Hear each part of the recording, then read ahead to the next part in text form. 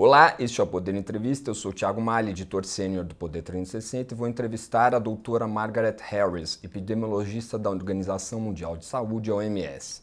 Margaret é especializada em saúde pública e atua como porta-voz da OMS para a pandemia de Covid. Esta entrevista será conduzida em inglês, mas estará com legendas em português. Thank you very much for accepting our invitation, Dr. Harris. It's a delight to be with you and your viewers and readers. Agradeço também a todos os espectadores que assistem a este programa. Esta entrevista está sendo gravada por videoconferência do estúdio do Poder360 em Brasília, em 20 de setembro de 2022. Para ficar sempre bem informado, inscreva-se no canal do Poder360, ative as notificações e não perca nenhuma informação relevante. Dr. Margaret, now let's start the interview. Recently, Dr. Margaret, Mr. Adhanom, Director General of WHO, said that the end of the COVID pandemic is in sight. What is still needed to declare the pandemic is over? So a lot of work is needed. And while that was part of what the Director General said, what was critical is he said we still have a lot of work to do. And he was making the point that when you're getting close to the end, that's when you have to double down and really make more effort, the most effort, in order to finish something like this, especially something that as momentous and devastating as the pandemic. So what we have to do is really get serious about vaccination, make sure we vaccinate 100% of the people in the highest risk groups. That's the healthcare workers, that's older people, that's people with underlying conditions. And you may have heard us say that a million times, but that is still not happening in every country. There are still older people, people with underlying conditions dying in hospitals as I speak, and they are not vaccinated, most of the people who are dying. So we really have to get better at that. We have to make sure we do not stop testing. We must increase the testing. We must increase the testing in the laboratories, keep up the surveillance system so that we can detect any new variants that arrive and jump on them, stop them immediately. We have to make sure that we really support our healthcare workers, make sure they have all the support they need, the equipment, make sure you pay them properly, make sure you've got extra health workers coming in so that you don't exhaust your healthcare workers, and make sure that they have lots of supplies in the hospitals and clinics so that anyone who comes in can get good treatment and is treated by somebody who's not exhausted, who's happy to be doing the work. And finally, make sure that people understand it's not over until it's really over. It's critical that the world understands this and we work together to finish, do those last 9 yards, those really hard 9 yards. Yeah, it seems that we have a lot of work still to do. But what will be the criteria in terms of indicators that WHO will take into consideration prior to declare the pandemic is over? Is there something already defined by WHO? So there's no magic number. And I've often been asked this, like, do we get this point and we say, boom, red light, green light, orange light? What we declared at the very beginning of this pandemic, long before it even turned into a pandemic, we declared a public health emergency of international concern. And that happened in January 2020. And that is declared under the international health regulations after an advisory group is brought together of experts from around the world. And they're independent. They're not WHO people. They're experts from all parts of the world. They get together, they look at a situation and they say, is this a public health emergency of international concern or not? And if they think it is, they advise the Director General to make that declaration. It is the Director General of the World Health Organization who makes that declaration, and he did so on January 30, 2020. Now, there are three criteria, so not numbers, but criteria that are used to assess whether a situation is a public health emergency of international concern. And the first one is it an extraordinary event? Well, certainly I think we'd all agree that the explosion of COVID in our population is an extraordinary event. The second criteria is it is there a threat of international spread? Is there a threat to all countries around the world? And the third criteria is, do we need to keep working together? Do we need to collaborate together to deal with this emergency? So those three things are also looked at every 3 months. The emergency committee, after a public health emergency of international concern is declared, those criteria are reviewed every 3 months, and they're due to be reviewed around mid-October, so mid-next month. And each time the expert committee has discussions based around those issues. Now, you could say, well, right now we've got high transmission around the world.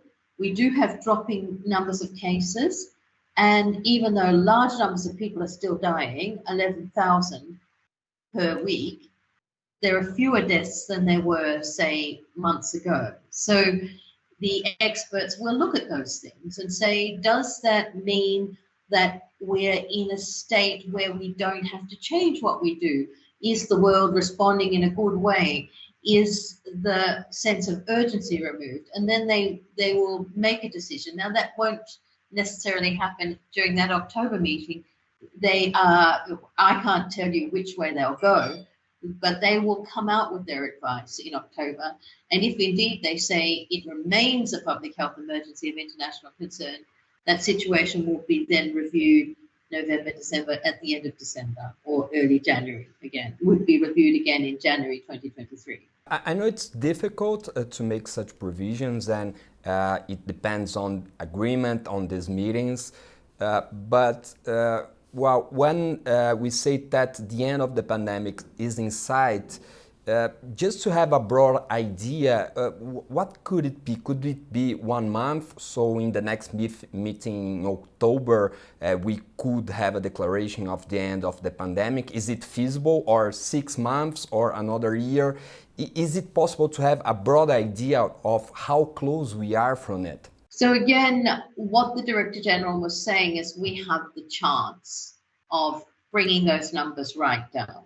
We have a chance of bringing those deaths right down if we do the things I outlined before. If we really stay serious about vaccinating, stay serious about testing. And we are seeing that many countries have started to achieve the bringing down of those numbers. But we have seen this virus come roaring back. And it really comes roaring back when another variant develops. So that's why, again, we're saying we must keep testing and doing the genetic sequencing so we catch the variant early.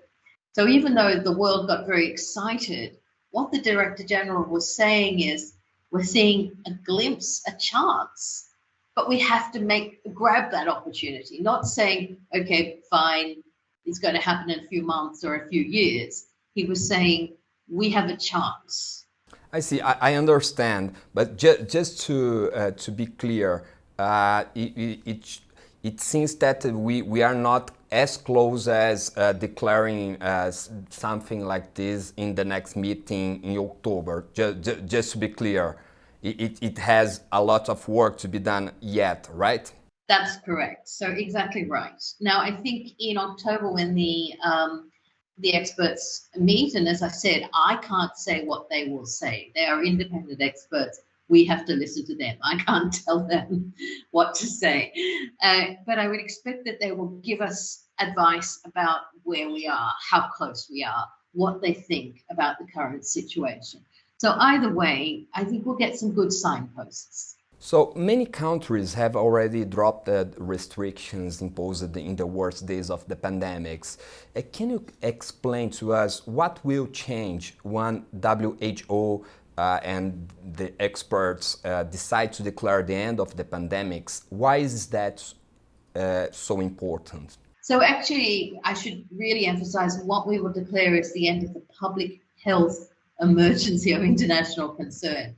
And you may see that even what we call the pandemic spread, like large, intense transmission happening all around the world. That's the definition of a pandemic. That may slow down even before we declare the end of the emergency, because you may still have countries with very, very serious ongoing outbreaks. So what we will declare is the end of the emergency. And that, yes, that will have a lot of impact, because what comes with the declaration of the public health emergency of international concern are recommendations to countries, that countries think things that countries have signed up to do under the agreement, under the international health regulations. So what if at the time, if a public health emergency of international concern is stood down, if we then say it no longer exists, is no longer an emergency of international concern, then the countries are not signed up to the recommendations, the regulations, the agreements under that emergency. However, we often find when we say the emergency no longer is in existence, when we say it's no longer in force, and we've done that 6 times with other issues, we often still have recommendations for countries, because nothing is ever black and white. You know, it's never like red light, green light. You often come down and say, okay, we are saying that the emergency situation doesn't exist right now, but we would still like countries to do X, Y, and Z. Just to make it more concrete, maybe would you give us an example of something that when we have the declaration of the end of the emergency state that could change in a country or another? Well, certainly, I think we've declared a public health emergency of international concern several times over Ebola outbreaks, for instance. We had the very large West African Ebola outbreak, and if memory serves me well, that public health emergency was in force for at least a couple of years. Because, again, with Ebola, we had to see no cases, absolutely no cases, because it is such a deadly disease. So we needed to see the end of transmission in 3 different countries. And it took a long time. I'm trying to think, it took more than 2 years.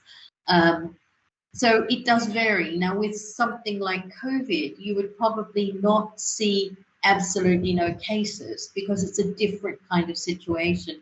And while COVID can be deadly for people who've got underlying conditions and who are older, for most people it's not a nice illness, but it's an illness they survive. So you have different reasons for saying at which point the public health emergency of international concern is no longer in force.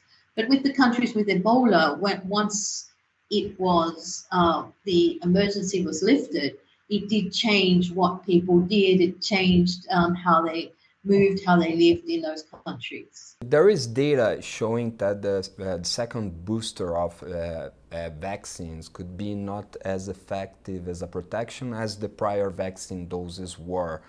What do you think will be the outlook of vaccination against COVID in the near future, let's say the next year? So vaccination... More Omicron-specific vaccines, nasal vaccines, vaccination from time to time. So one of the really crucial, one of the very, in some ways, very good aspects, if you could say there's a good aspect of such a horrific experience we've been through with this virus, is that the world really came together and developed technologies that enables us to develop this immune wall, this immune level of protection to protect us from the severe effects of the disease. But we want to do more. We really, and the research is very much working in that direction, and the research must continue. One of the concerns is people think, oh, well, it's over, don't have to do the research. Now is the time to really, again, double down on the research. And one of the critical things we really need to be looking for is a vaccine that's able to stop transmission as well as protect you from the severe disease. The vaccines we have at the moment are very good at protecting you from the severe disease that lands you in intensive care, but they're not so good at preventing me from spreading it to you. And that would be difficult in our current circumstances.